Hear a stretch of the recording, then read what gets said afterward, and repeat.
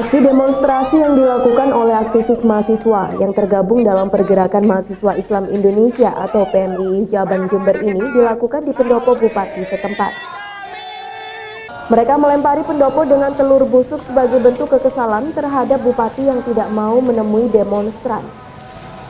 Aktivis mahasiswa ini menilai saluran irigasi yang akan dibongkar oleh PT Imasco Semen Asiatik di Puger merupakan saluran yang biasa digunakan oleh petani untuk mengairi persawahan.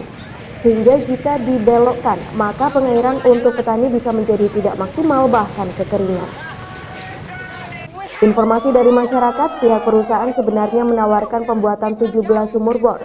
Namun menurut warga, hal itu akan berdampak terjadinya kekeringan di wilayah Puger Kulon dan juga Puger Wetan. Aktivis PMII Jember bersama masyarakat sekitar pabrik sudah berupaya untuk bertemu dan menuntut untuk menyampaikan AMDAL secara terbuka. Namun Faizal menyayangkan hingga saat ini belum ada respon dari pihak perusahaan. Oleh karena itu, PMII Cabang Jember menuntut PT Imasco Semen Asiatik agar rencana pembongkaran dan pembelokan saluran irigasi dihentikan dan tidak melakukan pengeboran sumur sebanyak 17 titik, serta mensosialisasikan AMDAL PT Imasco Semen Asiatik ke masyarakat Puger.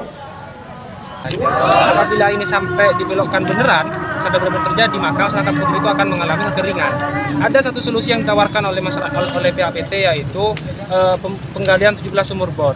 Nah, ini apabila sampai benar-benar dilakukan juga, 17 penggalian sumur bor ini akan sangat dalam sekali. Sehingga kalau ini benar-benar dilakukan, masyarakat Puger, utamanya Puger Kulon sama Puger Wetan, itu akan mengalami yang namanya kekeringan. Utamanya mereka itu banyak yang sebagai seorang petani.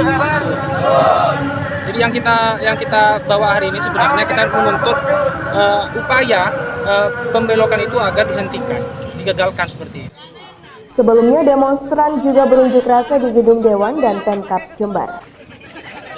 Dari Jember, DKAJ Jember 1 TV melaporkan.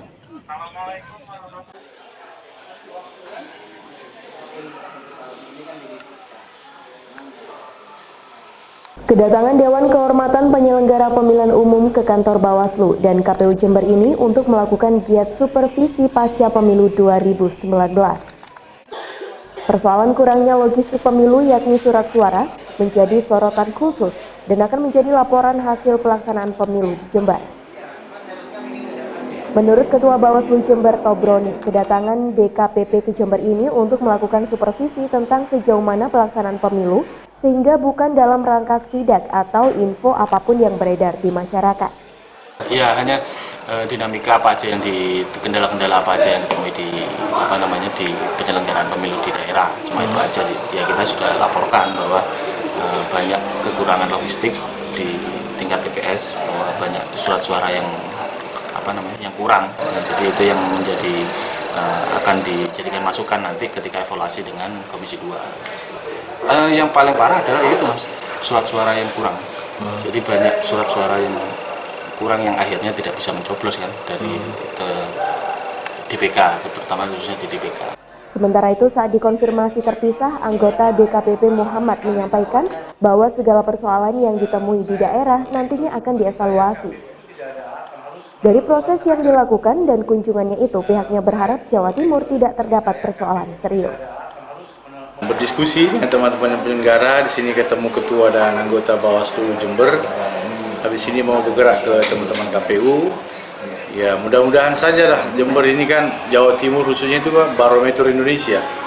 Kita berharap dari Jawa Timur dan Jember ini tidak ada persoalan-persoalan pasca tanggal 17 ini yang serius bagaimana daerah lain.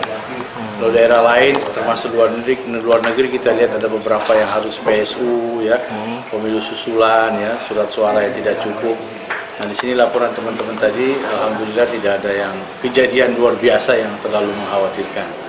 Jadi DKPP mengapresiasi ya penyelenggaraan dan penyelenggara pemilu yang ada di Kabupaten Jember. Ya, mudah-mudahan insyaallah semuanya bisa berlangsung sampai penetapan hasil pemilu secara resmi.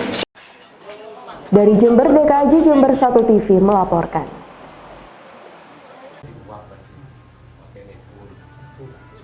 Empat petugas PPK masing-masing Taufik PPK Jenggawa, Rahmatullah PPK Sukorambi, Nur Maida Fatmawati, PPK Sumber Baru, dan Mohtar Amin, PPK Kalisat, pingsan saat melakukan rekapitulasi. Keempatnya diduga kelelahan karena kondisi fisiknya tidak memungkinkan untuk terus bekerja hingga berhari-hari melakukan rekapitulasi perhitungan suara Pilpres dan juga Pileg. Salah satu yang dirawat di Rumah Sakit Citra Husada Jember adalah Mohtar Amin, PPK Kalisat. Mohtar masih terlihat lemah meski telah mendapat perawatan medis pihak rumah sakit. Menurut Mohtar, awalnya ia merasa meriang karena terus bekerja melakukan rekapitulasi penghitungan suara Pilpres dan Pileg di Kalisat. Karena merasa ingin buang air kecil, Mohtar kemudian ke kamar kecil. Saat berada di kamar kecil itulah Mohtar tak sadarkan diri. Oleh teman-temannya kemudian dirujuk ke Rumah Sakit Kalisat yang selanjutnya dirujuk ke Rumah Sakit Citra Husada Jember.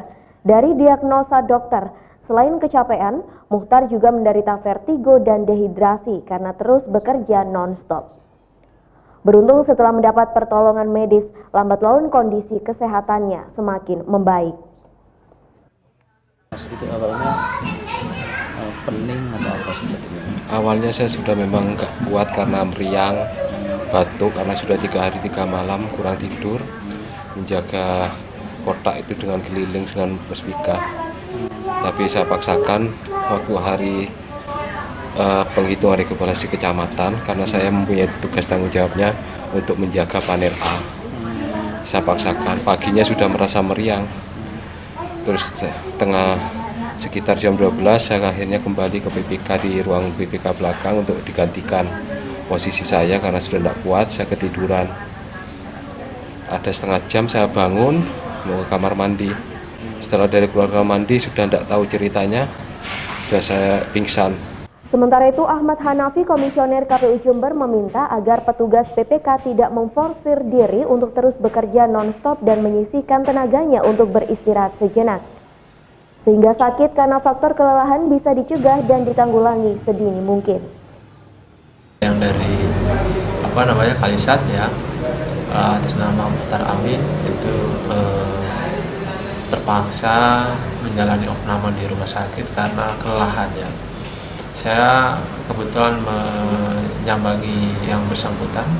Saya tanya apakah yang bersangkutan sebelumnya memiliki keluhan terkait dengan penyakit tersebut atau tidak. Ternyata tidak, artinya memang murni karena kelelahan. Karena memang sebelumnya dalam mempersiapkan pemilu ini betul-betul dia istirahatnya kurang, jadi kurang tidur. Kemudian keesokan harinya pada hari Sabtu itu dia sempat memimpin rapat pleno terbuka rekapitulasi di PPK Kalisat, dan dia sebetulnya sudah merasakan bahwa tubuhnya itu sudah tidak nyaman, tapi tetap memaksakan diri karena masih harus memimpin rapat itu supaya prosesnya bisa berjalan dengan cepat.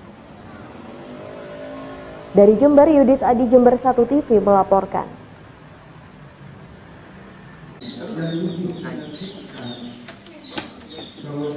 Asuransi nelayan yang diberikan oleh pemerintah ternyata tidak bisa diklaim. Oleh sebab itu, beberapa nelayan mengaku kecewa karena tidak bisa menggunakan asuransi saat dibutuhkan.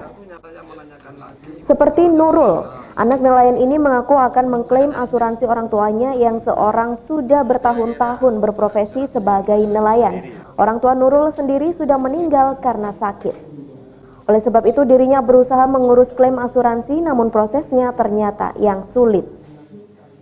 Ia bahkan mengaku saat mengurus klaim asuransi ada seseorang yang menawarkan harus melalui pejabat tertentu agar prosesnya menjadi lancar dan juga cepat. Kendalanya nggak tahu, cuman kalau untuk ngurusi asuransi nelayan bapak Eki ruwet. Dari desa disuruh ke pendopo, dari pendopo disuruh ke dinas, dan dari dinas disuruh ke pendopo lagi. Tapi suratnya nggak ada asuransinya. Oh, kartu asuransinya nggak ada atau surat? Ada, tapi sudah terdaftar. Oh, sudah kartunya nggak ada. Kenapa kok nggak ada? Oh, nggak ada kartunya? Nggak tahu mas.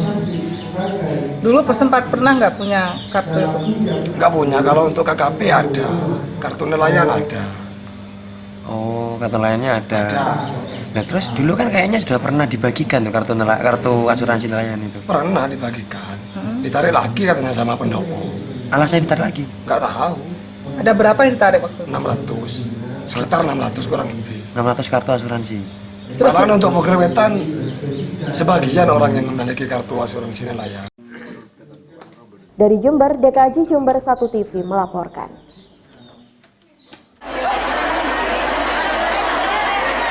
Dukungan ini disampaikan Bupati Jember Faida saat menghadiri workshop peningkatan mutu dan kreativitas PAUD oleh IGTKI PGRI.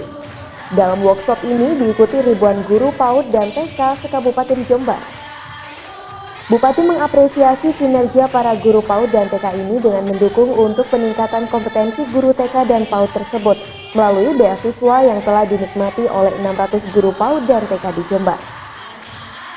Bupati berharap ke depan guru PAUD dan TK di Jember minimal harus berijazah sarjana. Selain hal tersebut, untuk meningkatkan mutu tenaga pendidik namun juga tentu bisa mendongkrak kemampuan siswa didik untuk lebih baik lagi. Ini menghadiri kegiatan workshop peningkatan kualitas dan mutu pendidik PAUD di Kabupaten Jember, pesertanya 1.000 lebih, dan inisiatif dari IGTKI dengan anggota-anggotanya. Kita mendukung. Selama ini memang para guru TK PAUD ini banyak kemandirian dalam mengembangkan kompetensinya. Meskipun sudah ada bantuan dari pemerintah berupa BUP PAUD, karena semangat mereka memang luar biasa.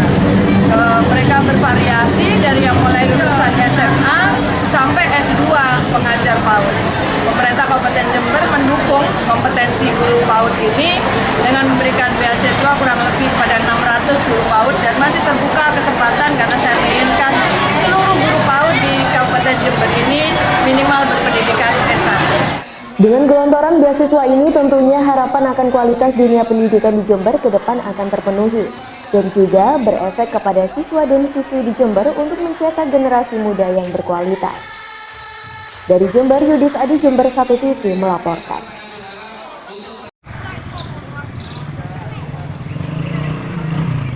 Peringatan Hari Kartini belum lama ini dirayakan oleh berbagai elemen masyarakat sebagai momen emansipasi wanita. Namun kelakuan seorang ibu rumah tangga di Kecamatan Tanggul ini sangat memalukan dan tidak patut dicontoh. Bagaimana tidak, wanita berinisial JNA asal Sungai Tengah, Desa Manggisan, Tanggul ini diamankan oleh warga karena kepergok mencuri sejumlah bungkus rokok dan minuman di warung Siti Aminah. Awalnya ibu dua orang anak ini tidak mengakui perbuatannya saat ditanya warga. Namun setelah diamankan oleh pihak kepolisian, akhirnya JNA mengakui perbuatannya. Bahkan aksi pencurian tersebut kerap kali dilakukan di berbagai lokasi toko atau warung yang berbeda. Biasanya pelaku mengincar toko yang sepi untuk memudahkan aksinya. Kini pelaku diamankan di Polsek Tanggul guna mempertanggungjawabkan perbuatannya. Polisi juga mengamankan beberapa barang bukti berupa rokok, minuman, dan sepeda motor Vega dengan nomor polisi P2098KN sebagai sarana operasi.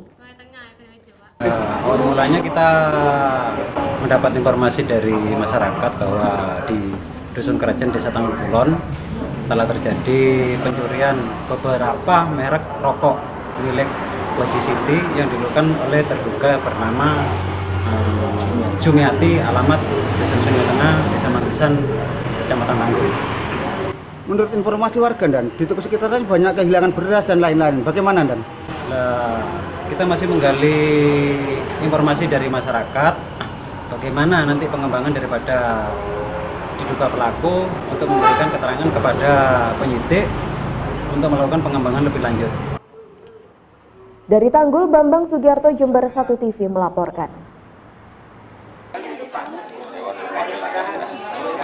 Menurut Ketua Bawaslu Kabupaten Jember, Tobroni, selama pelaksanaan pemilu 2019 hanya ada laporan dari PKS mengenai C1 yang dinilai tidak diberikan oleh KPPS kepada saksi. Namun laporan tersebut hanya via telepon dan belum ada laporan tertulis dari PKS, sehingga Bawaslu baru akan melakukan tindak lanjut apabila sudah ada laporan tertulis. Tobroni mengatakan saksi dari partai apapun berhak untuk meminta C1. Oleh sebab itu, Bawaslu akan menyelidiki apa yang menyebabkan saksi tersebut tidak menerima C1 dari KPPS. Apa yang dilaporkan oleh PKS? Salah satunya adalah kekurangan C1 itu, Pak. Jadi tidak mendapatkan C1. Menurut informasi dari PKS, tidak diberikan oleh KPPS. Gitu. Nah, kita masih belum mengklarifikasi dari pihak KPPS-nya sendiri karena kita juga menunggu laporan tertulisnya itu. Sampai saat ini belum ada laporan berat yang masuk ke Bawaslu sehingga pemilu damai di Jember dinilai benar-benar terlaksana. Dari Jember, DKAJ Jember 1 TV melaporkan.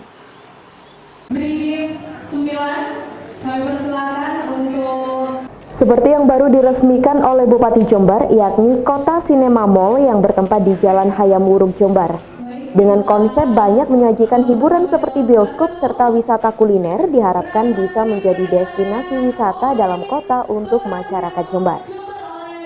Selain bisa memberikan masukan untuk Pemkab Jember, adanya investasi baru ini diharapkan bisa menarik tenaga kerja baru yang tentunya bisa diisi oleh generasi siap kerja asli Jember. Tidak hanya itu, di Kota Sinema Mall Jember ini juga menjual produk makanan dan minuman asli Jember sehingga turut membantu memasarkan produk Jember. Alhamdulillah hari ini di Jember kita meresmikan Kota Sinema Mall. Konsep sinema yang agak berbeda, yang konsep ini baru ya. Saya lihat tadi ada 3 studio, masing-masing kapasitas 180. Tapi juga dikombinasi dengan tempat nongkrong, bisa jadi tempat meeting zaman now, dan tempatnya sangat nyaman, kulinernya khas Jember, dan karyawannya 100% orang Jember. Investasi ini kita dukung, dan kita berterima kasih kepada masyarakat Jember yang setia berinvestasi di Jember, supaya Jember lebih maju. Turut hadir dalam peresmian Kota Sinema Mall, Kapolres, Dandim, DPRD, serta jajaran Forkopimda. Dari Kaliwates, Yudis Adi Jember 1 TV melaporkan.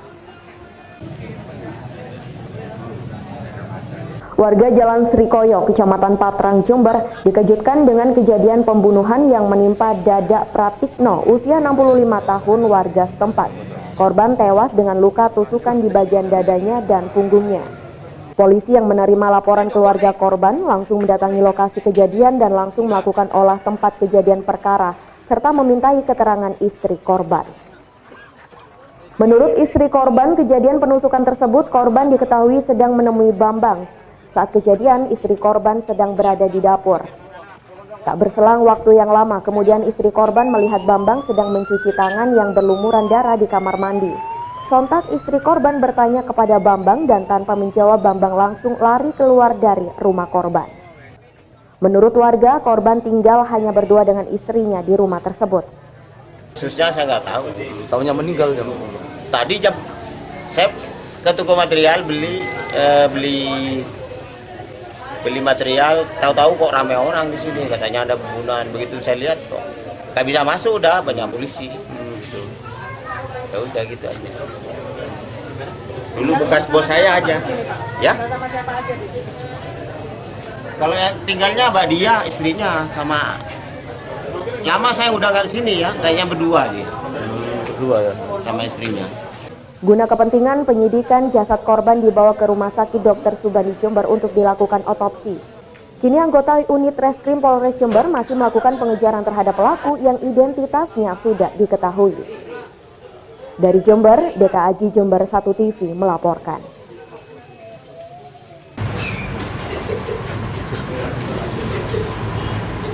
Tak sampai 24 jam pelaku pembunuhan telah tertangkap di kediamannya oleh tim reserse Mobile Polres Jember.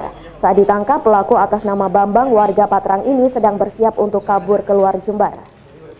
Saat dimintai keterangan, pelaku mengaku melakukan pembunuhan tersebut lantaran motif asmara yang selama ini dirinya pendam. Istri pelaku diduga berselingkuh dengan korban. Awalnya pelaku berniat menanyakan dengan baik-baik kepada korban saat di rumahnya. Lalu terjadi cekcok dan pelaku lalu mengambil sebilah pisau dan langsung menusukkannya ke dada dan pinggang korban. Usai melihat korbannya tersungkur, Bambang lalu berinisiatif langsung kabur dengan terlebih dahulu mencuci tangan dan pisau yang digunakan untuk membunuh tersebut di dapur rumah korban. Pisau lalu dibuang oleh pelaku di sekitar rumah. Nah, saat mencuci tangan yang berlumuran darah tersebut, pelaku sempat dipergoki oleh istri korban. Namun saat itu pelaku langsung kabur menggunakan sepeda motor. Pelaku dan korban diketahui adalah sahabat dan keseharian beraktivitas jual beli kendaraan bermotor. Beberapa barang bukti diamankan oleh kepolisian seperti pisau, sandal pelaku yang tertinggal, tas pelaku, handphone yang berlumuran darah, serta sebuah sepeda motor. Polres Jember, dalam hal ini Polsek Patrang, mengamankan tersangka pembunuhan yang mana kejadian pembunuhannya adalah tadi pagi, tanggal 25 April 2019 jam 05.45 ya. Dan setelah kita mendapatkan keterangan saksi yang ada di TKP, kita melihat hasil olah TKP di mana korban pembunuhan ini karena luka tusuk di dada maupun di pinggang belakang bersimbah darah karena pisau dapur, gagang pisau dapurnya ada di TKP. Kami lihat ada jejak kaki, kemudian saksi-saksi ada yang melihat dan mengetahui identitas daripada tersangka. Berdasarkan keterangan-keterangan yang kita dapatkan di TKP, Kapolsek Patrang, Kasat Reskrim dengan jajarannya terus melakukan pencarian dan alhamdulillah tidak jauh daripada TKP di Kecamatan Baratan di sebelahnya pom bensin itu kita bisa dapatkan identitas tersangka yang mana berdasarkan informasi yang bersangkutan sedang persiapan untuk melarikan diri dan diamankan oleh petugas dan bisa ambil keterangan yang menerangkan bahwa yang bersangkutan menghabisi nyawa korban ini karena asmara. Pelaku terancam pasal 340 Subsider 338 dengan ancaman hukuman 15 tahun penjara. Dari Mapolsek Patrang, Yudis Adi Jember 1 TV melaporkan. Hal tersebut didasari dari hasil rekapitulasi sementara Dewan Pimpinan Cabang PKB Jember untuk suara partai pemilihan DPRD Jawa Timur mencapai 135.192 suara dan sekitar 15% lebih diantaranya disumbang oleh Cak Ulum. Dengan kata lain, Cak Ulum memperoleh kurang lebih 21.000 suara. Hal ini mendapat respon positif oleh pihak keluarga. Tatin Indrayani, istri almarhum Cak Ulum, awalnya mengaku kaget dengan kabar suara Cak Ulum tertinggi. Ini sebuah berkah dan apresiasi yang besar untuk almarhum. Bahwa hingga kini masyarakat masih percaya terhadap kinerja dan kepribadian Cak Ulum. Tatin juga berterima kasih kepada masyarakat karena kepercayaannya kepada Cak Ulum. Namun dengan melihat kinerja Cak Ulum, hal tersebut bukan mustahil.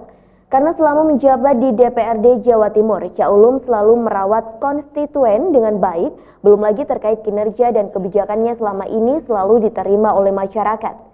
Oleh karena itu, meski sudah meninggal, Cak Ulum masih mendapat tempat di hati masyarakat. Ya, hasil rekap memang menunjukkan angka yang cukup signifikan kontribusi almarhum untuk partai sendiri. Yang tentunya itu sudah kita pantau sejak hari H pencoblosan penghitungan di masing-masing DPS. Sungguh luar biasa perolehan suaranya dan amanah yang diberikan oleh masyarakat, sehingga kami atas nama keluarga cukup terharu. Beliau yang sudah dipanggil oleh Allah masih saja diberi amanah oleh masyarakat yang mungkin itu adalah masa-masa militan, kader-kader yang memang antusias dan sangat simpatik pada PKB. Sementara itu, Komisioner KPU M. Rohan mengaku belum menerima secara pasti hasil suara dari para caleg karena proses rekapitulasi masih berjalan. Namun bila benar adanya secara sistem bila mana caleg tersebut meninggal dan masuk dalam DCT, maka secara otomatis suara tersebut akan masuk ke suara partai caleg tersebut. Yang pertama, kami KPU belum bisa menyampaikan apakah peserta pemilu sudah dapat suara berapa dan lain sebagainya, karena rekap masih proses berjalan. Apabila Bainim yang kebetulan sudah almarhum itu perolehannya adalah signifikan dan lain sebagainya sesuai dengan surat edaran dari KPU provinsi kemarin, ya kita alokasikan untuk partai politik. Gitu. Dari informasi yang dihimpun, perjalanan politik Cak Ulum dimulai saat menjabat anggota DPRD selama 3 periode, yakni pada tahun 1999 hingga 2004. 2004 hingga 2009 dan periode 2009 hingga 2014. Kemudian di tahun 2014 terpilih menjadi anggota DPRD Provinsi Jawa Timur periode 2014 hingga 2019. Dari Jember, Yudis Adi, Jember 1 TV melaporkan. Dapatkan keilmuan yang cukup tinggi dan menjadi pintar dan iman yang baik. Hal ini disampaikan langsung oleh Ketua PMI Jember Zainal Marzuki yang meminta dan berharap masyarakat mau bersinergi berdonor darah untuk ketersediaan darah, khususnya memasuki bulan puasa dan Hari Raya Idul Fitri. Mengingat seperti pengalaman tahun-tahun sebelumnya, tren berdonor darah saat bulan puasa selalu menurun sehingga stok darah di Jember hampir selalu kekurangan. Dan tentunya bila ada yang membutuhkan darah saat momen puasa, PMI selalu kesulitan memenuhinya. Untuk itu dengan partisipasi masyarakat dan dengan gencar melakukan sosialisasi hingga ke seluruh masyarakat, berharap stok darah di bulan puasa di tahun ini bisa aman dan tidak kekurangan. Jember yang dikenal sebagai kantong darah yang memiliki lumbung itu kadang-kadang membackup di wilayah di luar jejaring, ya, bisa di jejaring tempat lain di Provinsi Jawa Timur, bahkan bisa seberang Jawa Timur. Untuk itu PMI Jember mengajak masyarakat untuk bisa di dalam mendekati bulan suci Ramadan, bahkan bulan Ramadan nanti bisa mendonasikan darahnya. Sudah barang tentu darah yang didonasikan akan kita kelola secara baik dan profesional, karena itu untuk menjawab kebutuhan darah di wilayah Jember dan di wilayah jejaring dan sekitarnya. Sementara itu selama bulan puasa, PMI juga tetap melayani donor darah yang dilakukan selesai berbuka puasa, baik di kantor PMI maupun di berbagai titik pusat kota Jember. Dari Jember, Yudis Adi, Jember 1 TV melaporkan.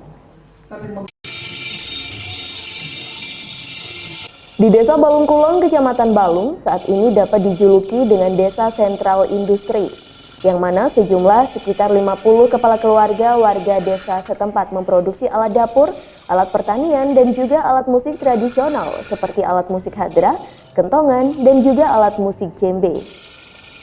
Hasil produksi warga ini sudah mampu bersaing di pasaran lokal maupun mancanegara. Untuk membantu mengembangkan usaha warga, pemerintah Desa Balung Kulon akan mendukung dan membantu warga untuk mengembangkan usahanya melalui program Badan Usaha Milik Desa atau BUMDes. Mengingat tujuan didirikan BUMDes sendiri adalah untuk meningkatkan perekonomian desa, meningkatkan pendapatan asli desa, meningkatkan pengelolaan potensi desa sesuai dengan kebutuhan masyarakat, dan menjadi tulang punggung pertumbuhan dan pemerataan ekonomi desa. Di Balung Kulon, usaha kerajinan kurang lebih kalau kita itu gimana banyak, bisa lebih dari 50 industri. Yang terbagi ada usaha kerajinan alat-alat dapur, aksesoris, untuk kerajinan hadrah.